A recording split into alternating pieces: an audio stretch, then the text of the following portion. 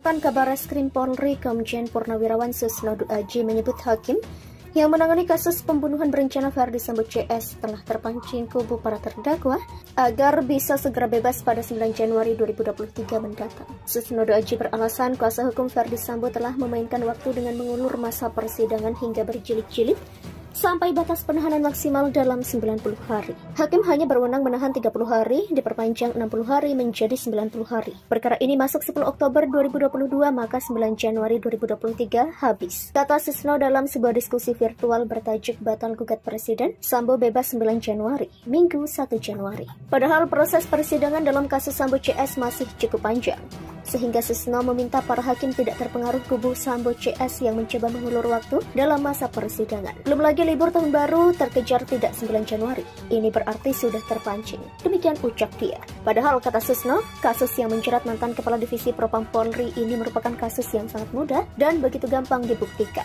Bahkan seharusnya kasus pembunuhan berencana ini ditangani oleh Polsek saja. Tidak perlu untuk Kapolri ikut turun gunung. Menurut dia, dari sejumlah alat bukti yang telah ditemukan, seharusnya hakim sudah bisa menyimpulkan apakah kasus ini pembunuhan berencana atau bukan. Dari pemaparannya, fakta yang bisa dijadikan bukti adalah meninggalnya Brigadir Nofriansyah Yosua Huta Barat, kemudian Richard Eliezer Pudihang Lumiu sudah mengakui menembak Brigadir J. Dan katanya yang menyuruh bapak itu Sambo dan ikut menembak. Itu kan sudah cukup alat bukti. Susnodu Aji sebut hakim terpancing kubu Ferdy Sambo CS agar bebas 9 Januari 2023. Ya. Perkara ini diserahkan oleh Jaksa Penuntut Umum kepada pengadilan tanggal 10 Oktober. Ya. Hakim hanya berwenang menahan 90 hari. Ya. Sedangkan perkara ini berarti tanggal 10 Januari atau 9 Januari sudah habis kewenangan hakim. Ya.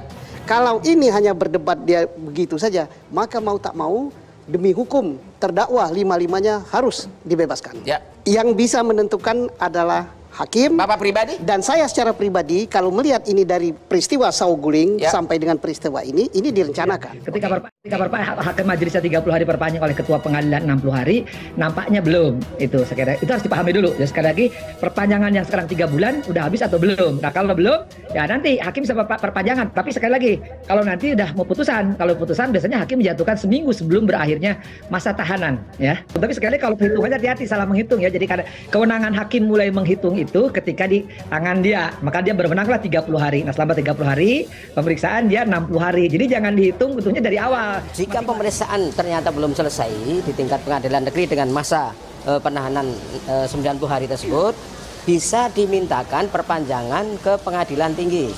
Dasarnya pasal 29 ayat 1 ayat 2 kemudian di 6-nya.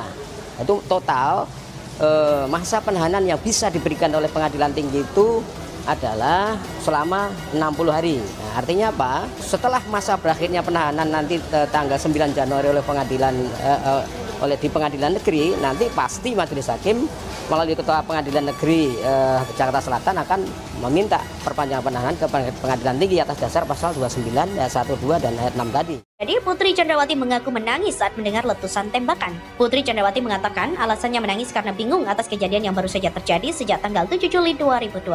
Pernyataan saksi ahli terkait dengan reaksi Ferdy Sambo saat mendengar laporan Putri tentang pelecehan seksual bertolak belakang dengan apa yang disampaikan atau yang sebenarnya terjadi. Saksi ahli meringankan yang dihadirkan Ferdy Sambo dan Putri pada sidang lanjutan adalah ahli hukum pidana dari Universitas Hasanuddin Said Karim.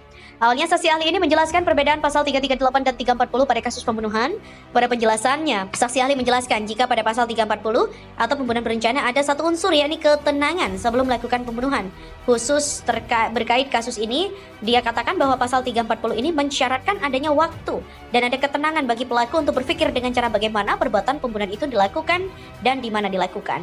Menurut saksi ahli, harus ada waktu dan bisa berpikir dengan tenang. Semua laki-laki normal di dunia ini akan marah jika mendengar kabar bahwa istrinya diperkosa. Saya yakin dan saya percaya dia pasti marah, kata saksi ahli.